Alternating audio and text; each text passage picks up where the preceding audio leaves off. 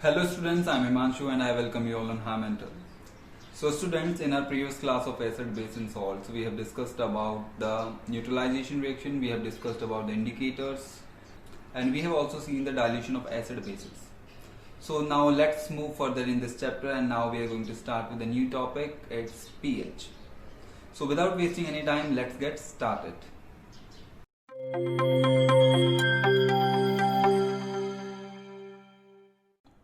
तो बच्चों शुरू करते हैं हम आज पीएच से।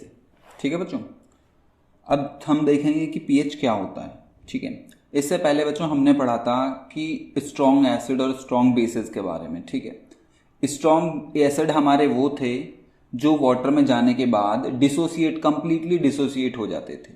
ठीक है, और वीक एसिड वो थे जो कंप्लीटली डिसोसिएट नहीं होते थे, मतलब अपने कटायन और एनायन की फॉर्म में नहीं उनका ब्रेकडाउन होता था। ठीक है, अब वो तो बात हो गई कि स्ट्रॉन्ग एसिड की, स्ट्रॉन्ग वो एसिड या बेस थे। ठीक है, अब क्या हो, मैं आपसे पूछने लगूं बच्चों कि मैंने आपको एक एसिड दे दिया, मान लीजिए HCl। मैं आपसे पूछूं बच्चों कितनी इसकी पावर है, इसकी कितनी स्ट्रेंथ है, या कि ये कितना स्ट्रॉन्ग वो है, पावरफुल है, तो आप कैसे बताओगे? ठीक है, आप कैसे बताओगे? नहीं बता पाओगे। ठीक है, तो उसी चीज को मेजर करने के लिए हमने या साइंटिस्ट ने एक नया कॉन्सेप्ट निकाला जिसको हम बोलते हैं पीएच। ठीक है, जिसका मतलब होता है पावर ऑफ हाइड्रोजन। ठीक है, हम इसमें पीएच के केस में हाइड्रोजन आयन की पावर को देखते हैं। जितनी हाइड्रोजन आयन की पावर होगी वही इसका किसी भी सब्सटेंस का पीएच डिसाइड करेगी। ठीक है बच्चों, ठीक है। अगर हमें इस एसिड या बेस में या फिर एसिड को स्ट्रॉन्ग बताना है तो हम उसे पानी में डाल देंगे, या हमें पता करना है कि एसिड स्ट्रॉन्ग है या वीक है तो हम उसे पानी में डाल के देखेंगे। अगर हमें उस एसिड की स्ट्रेंथ बतानी है तो हम पीएच के बारे में सोचेंगे, या पीएच को उस एसिड का पीएच देखेंगे। ठीक है, तो बच्चों हुआ क्या, एक बायोकेमिस्ट थे और वो क्या कर रहे थे, वो जिनका नाम था एस सोरेंस। ठीक है, ये क्या कर रहे थे बच्चों, ये बियर की एसिडिटी, जो बियर होती है उसकी एसिडिटी मेजर करने का तरीका खोज रहे थे। ठीक है, तो उन्होंने एसिडिटी को मेजर करने के लिए एक कॉन्सेप्ट बना दिया या फिर एक स्केल बना लिया जिसको हमने नाम दिया पीएच स्केल। ठीक है, अब ये पीएच स्केल क्या करता है बच्चों, ये क्या करता है, किसी भी सॉल्यूशन में हाइड्रोजन आयन की कंसंट्रेशन का पता लगाता है। ठीक है, पीएच स्केल एक स्केल है बच्चों जो किसी भी सॉल्यूशन में कितने हाइड्रोजन आयन हैं उसकी कंसंट्रेशन को बताएगा। ठीक है बच्चों, तो ये तो हो गई बात पीएच की। पीएच क्या बताता है बच्चों, हमें स्ट्रेंथ बताता है पीएच। हम लिखते हैं tells us strength of acid और बेस। ठीक है बच्चों, पीएच हमें स्ट्रेंथ बताता है और पीएच स्केल जो है वो हमें बताएगा कि किसी भी सॉल्यूशन में हाइड्रोजन आयन की कितनी कंसंट्रेशन है। उसके हिसाब से हम उसे डिफाइन कर सकते हैं कि ये एसिड है या बेस है, न्यूट्रल सॉल्यूशन है। ठीक है, इस स्केल को बच्चों हम और आगे अभी देखेंगे। ये बच्चों स्केल कुछ ऐसा होता है। ठीक है, ये स्केल कुछ ऐसा होता है। ठीक है, इस स्केल में 0 से 14 तक काउंटिंग्स होती हैं, या जिसको हम पीएच स्केल बोलते हैं। ठीक है, अगर ये एसिडिक होगा तो रेड से कुछ येलो तक जाएगा, या थोड़ा 4 तक भी जा सकता है। ठीक है, अगर ये बेसिक होगा तो ये कुछ ब्लू से वॉयलेट की तरफ इसका कलर जाता है। ठीक है, ये हम अभी आगे जाके देखेंगे। ठीक है बच्चों, अभी हम इसे आगे डिस्कस करेंगे। तो ये तो बात हो गई बच्चों पीएच की और पीएच स्केल की। ठीक है, अब बढ़ते हैं आगे। पीएच स्केल जो होता है बच्चों, अभी हमने डिस्कस किया था कि ये 0 से 14 तक होता है। ठीक है, अगर पीएच एसिडिक, अगर पीएच किसी भी सॉल्यूशन का, अगर पीएच किसी भी सॉल्यूशन का 7 से कम है तो वो एसिडिक होगा। अगर बच्चों किसी भी सॉल्यूशन का पीएच 7 से कम आया तो वो एसिडिक होगा। अगर 7 से ज्यादा आया, ठीक है, तो वो बेसिक होगा या अल्कली नेचर का होगा। अगर पीएच बच्चों 7 आया तो वो न्यूट्रल होगा। अगर बच्चों सॉल्यूशन कुछ ज्यादा ही एसिडिक है तो उसका पीएच जो है बच्चों बहुत कम होगा, मतलब 0 से 1-2 की रेंज में होगा, ठीक है। अगर सॉल्यूशन कुछ ज्यादा ही बेसिक है या अल्कली नेचर का है तो उसका पीएच जो होगा वो ज्यादा होगा, मतलब 12, 13, 14 की रेंज में होगा, ठीक है। ये हो गए बच्चों इसके कुछ की पॉइंट्स, ठीक है। पीएच स्केल को हमने 0 to 14 के सेगमेंट्स में बांटा है, या 0 से 14 तक हमें उस स्केल को स्केल किया है पीएच को। अगर 7 से कम है तो एसिडिक नेचर का होगा, अगर 7 है तो न्यूट्रल होगा सॉल्यूशन हमारा, अगर 7 से ज्यादा है तो बेसिक नेचर का होगा या अल्कली नेचर का होगा, ठीक है बच्चों। अब बढ़ते हैं हम आगे, ठीक है।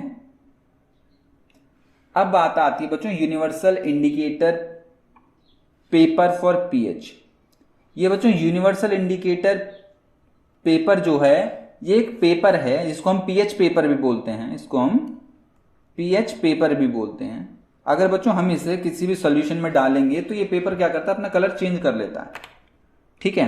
तो बच्चों हमने पहले इंडिकेटर्स देखे थे, अपनी पहली क्लास में देखा था, इंडिकेटर्स के बारे में पढ़ा था कि जब हम इंडिकेटर्स को किसी भी एसिड या बेस के सॉल्यूशन में डालते हैं तो वो अपना कलर चेंज कर लेते हैं, ठीक है।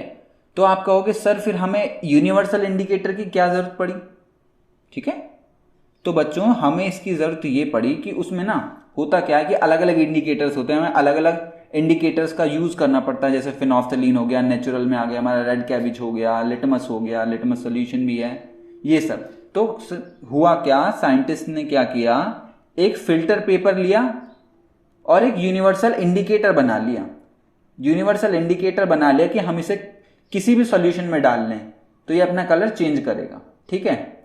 तो उन्होंने क्या किया, एक फिल्टर पेपर लिया और उस फिल्टर पेपर को यूनिवर्सल इंडिकेटर से कोट कर दिया, या यूनिवर्सल इंडिकेटर की एक लेयर उस पेपर पे चढ़ा दी, जो बन गया हमारा यूनिवर्सल इंडिकेटर पीएच पेपर, ठीक है।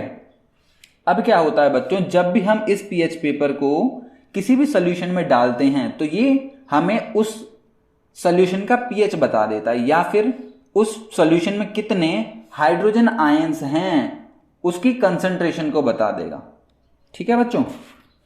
अब इसका कुछ कलर्स, ये जब हम इसे सॉल्यूशन में डालते हैं तो ये कुछ कलर हमें प्रोवाइड करता है। जैसे बच्चों अगर इसने रेड कलर दिया तो मतलब स्ट्रांगली एसिडिक है वो सॉल्यूशन, ठीक है। कुछ येलोइश या ऑरेंजिश कलर आया तो मतलब वीकली एसिड है सॉल्यूशन, कुछ वीकली एसिडिक है, ठीक है।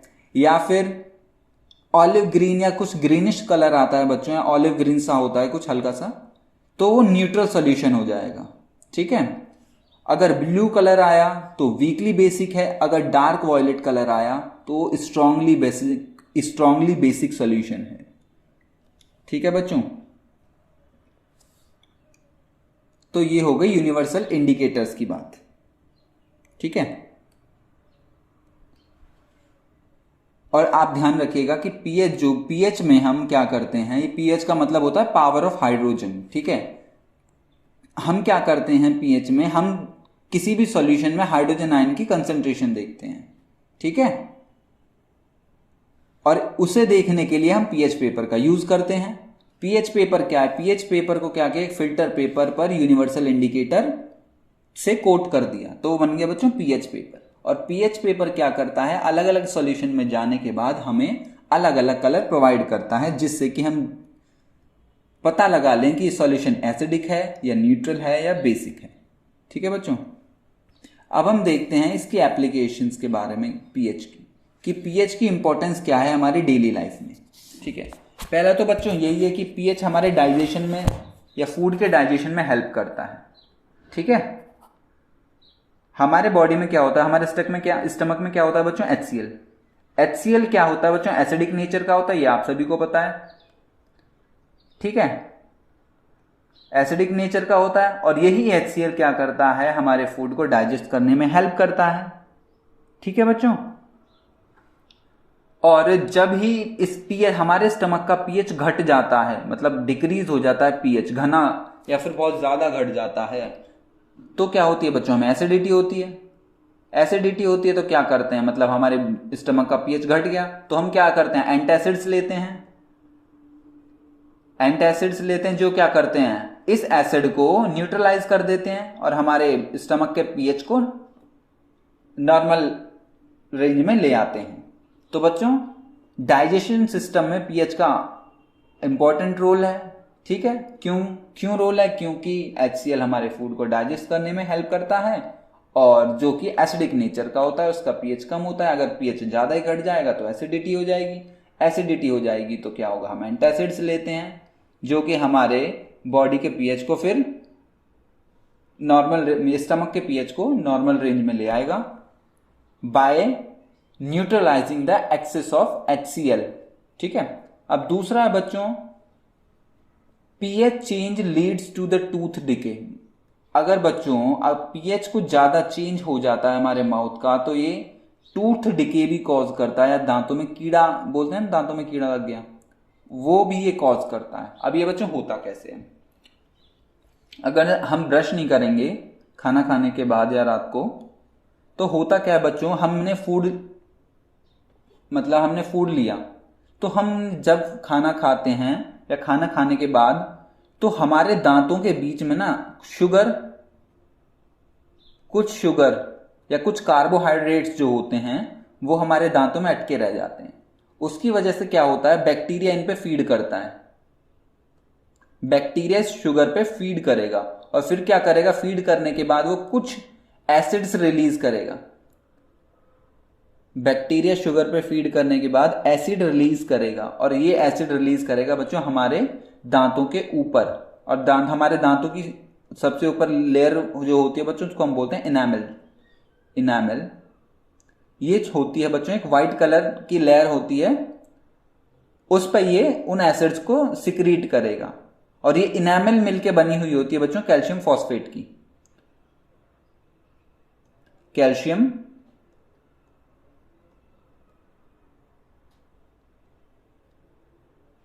PHOSP phosphate. ठीक है, कि ये इनामल बनी हुई होती है बच्चों कैल्शियम फॉस्फेट की। जब ये एसिड बैक्टीरिया रिलीज करता है इनामल के ऊपर तो होता क्या है बच्चों, ये इनामल कोरोड होनी शुरू हो जाती है जिससे हमें कैविटी होने के भी चांसेस होते हैं। ठीक है बच्चों, इसीलिए कहते हैं कि दिन में 2 बार ब्रश करना चाहिए, एक सुबह और रात को खाने के बाद। ठीक है, क्यों, क्योंकि बैक्टीरिया आपके दांतों के बीच में जो शुगर है उस पर फीड करेगा और एसिड रिलीज करेगा जो आपके दांतों को खराब करेगी। ठीक है बच्चों, तो ये तो हो गई टूथ डिके कि पीएच अगर चेंज हुआ माउथ का तो टूथ डिके भी हो सकता। और एक इंपॉर्टेंट फीचर है कि बच्चों सेल्फ डिफेंस बाय एनिमल और प्लांट्स। आपने देखा होगा कि जब हम किसी वास्प या फिर बी को इरिटेट करते हैं, उन्हें छेड़ते हैं, या फिर किसी हनी बी के छत्ते में आपने जाके पत्थर मार दिया, उन्हें परेशान किया, तो वो करते क्या हैं, अपने सेल्फ डिफेंस में आपकी बॉडी में कुछ एसिड सब्सटेंस आपकी बॉडी में इंजेक्ट कर देते हैं जिसकी वजह से आपको पेन और इरिटेशन होती है। ठीक है, ऐसे ही बच्चों कुछ प्लांट्स भी होते हैं। कुछ प्लांट्स होते हैं जब उन्हें खतरा महसूस होता है तो वो क्या करते हैं, वो उसके रिस्पॉन्स में एक्शन लेना शुरू करते हैं। जैसे एक एग्जाम्पल प्लांट होता है बच्चों नीटल प्लांट। ठीक है, ये कुछ वाइल्ड नेचर का प्लांट होता है या हर्बेशियस प्लांट होता है। इसकी लीव्स जो होती है ना बच्चों, ये नीटल प्लांट का एक इमेज है, तो इसकी लीव्स जो होती है ना ऊपर और नीचे बच्चों, इसमें छोटे छोटे हेयर लाइक स्पाइक्स होते हैं, कांटे होते हैं हेयर की तरह के, मतलब बहुत बारीक से, जो कि जिनमें मिथेनॉइक एसिड होता है। जब होता क्या है, अगर मान लीजिए किसी का एक्सीडेंटली टच हो गया हाथ, या फिर बाय चांस ये हमने इस पेड़ को पकड़ लिया, तो होगा क्या, ये क्या करेंगे, मेथनोइक एसिड उन हेयर्स के थ्रू हमारी बॉडी में इंजेक्ट कर देंगे जिसकी वजह से हमारे इरिटेशन और पेन होना शुरू हो जाता है। ठीक है, इस मेथनोइक एसिड की वजह से जो कि इस प्लांट ने इंजेक्ट किया है। तो बच्चों से होता क्या है, अब इरिटेशन बहुत सीवियर इरिटेशन होती है और इन्फ्लेमेशन भी कई बार कॉज हो जाती है। तो करते क्या है, इसी प्लांट के, ये बच्चों प्लांट जो होता है ना ये एसिडिक नेचर का होता है, ये प्लांट एसिडिक नेचर का होता है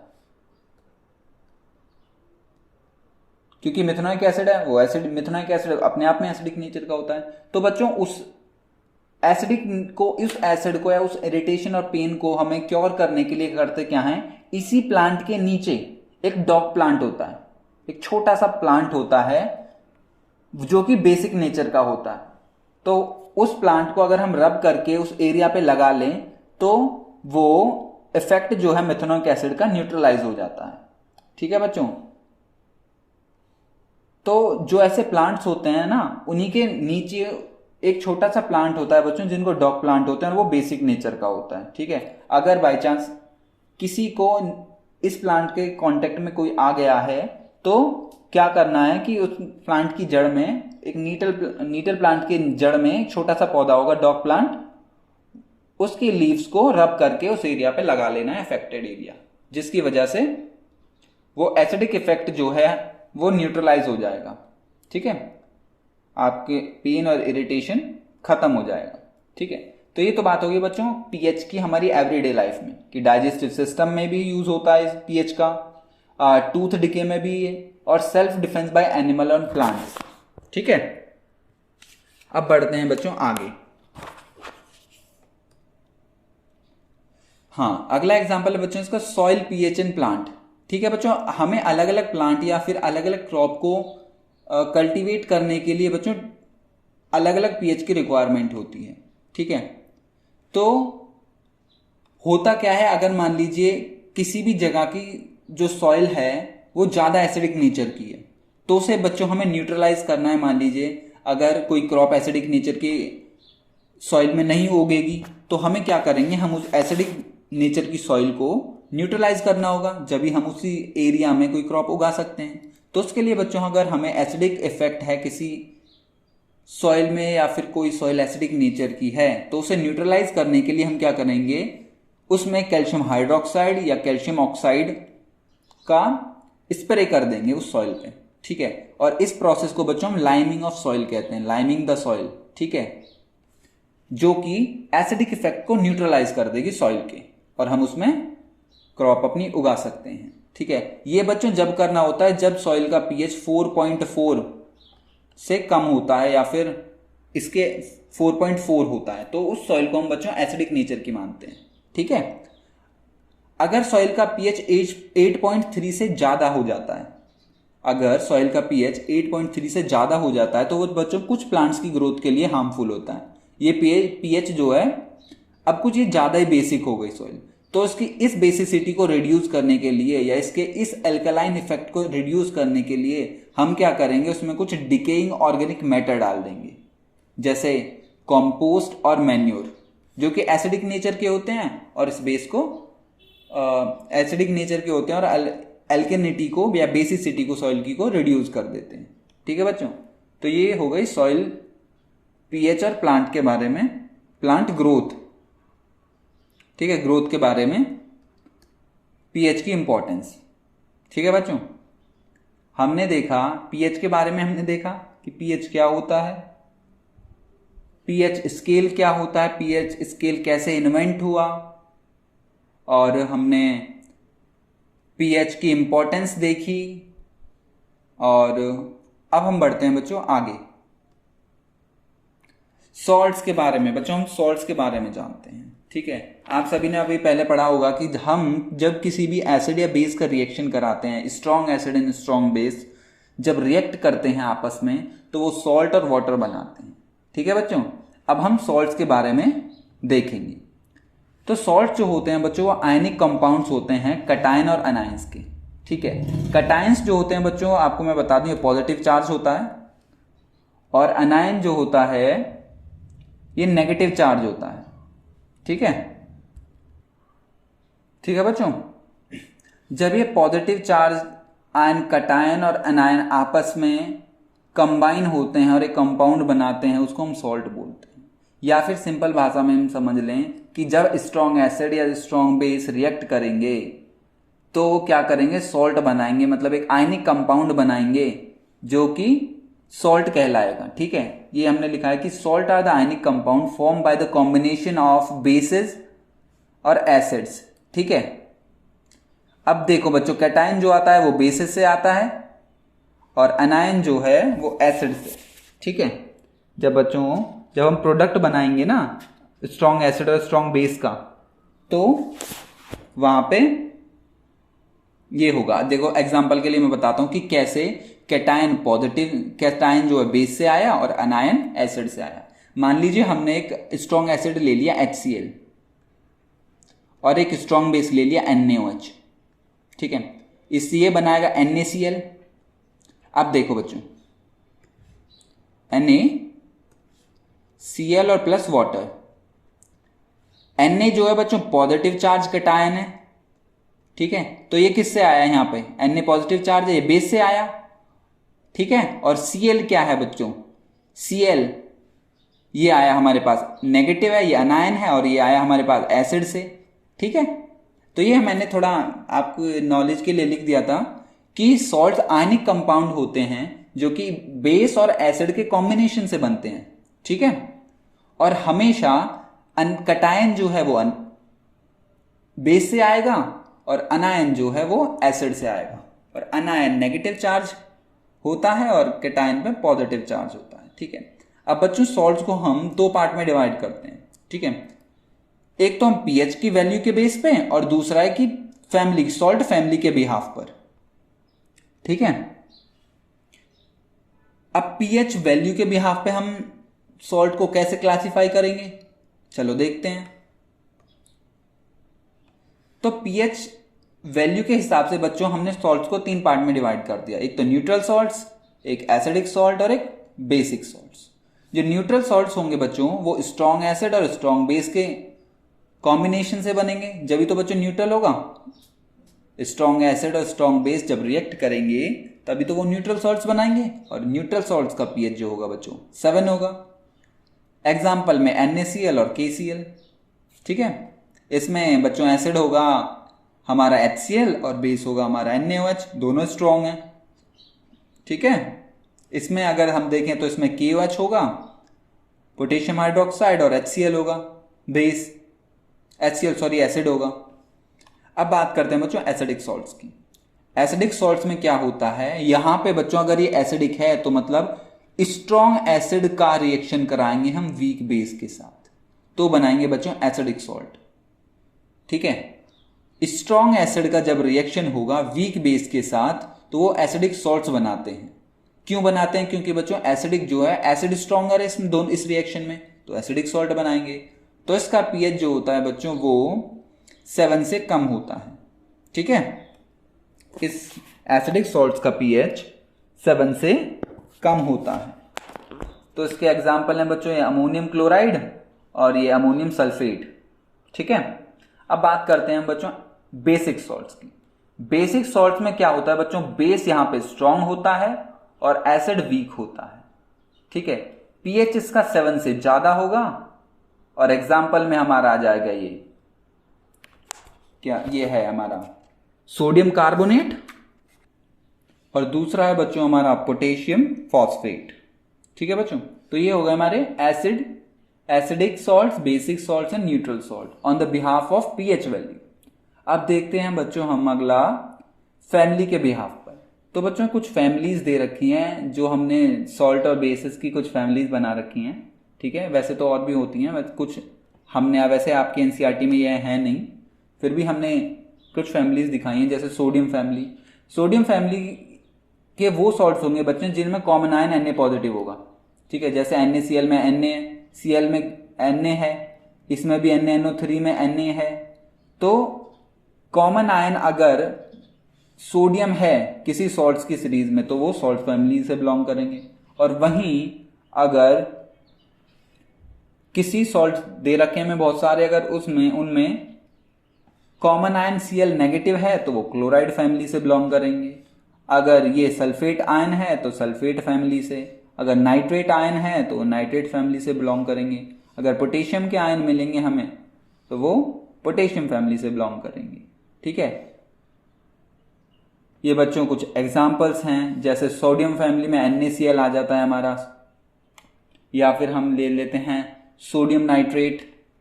क्लोराइड फैमिली में KCl है, पोटेशियम क्लोराइड या अमोनियम क्लोराइड। सल्फेट फैमिली में बच्चों हमारा है अमोनियम सल्फेट है, कैल्शियम सल्फेट है। ठीक है बच्चों, ये और है हमारी नाइट्रेट फैमिली। नाइट्रेट फैमिली में ये हमारा कैडमियम नाइट्रेट है, और ये है हमारा जिंक नाइट्रेट। और पोटेशियम फैमिली में हमारा आ जाएगा बच्चों KCl, पोटेशियम क्लोराइड, और ये है पोटेशियम नाइट्रेट। तो बच्चों ये तो हो गई सॉल्ट्स की classification on the basis of family of salt. ठीक है, अब केमिकल फॉर्म ऑफ सॉल्ट्स। तो बच्चों ये टॉपिक जो है ये हम देखेंगे अपनी नेक्स्ट क्लास में। ठीक है,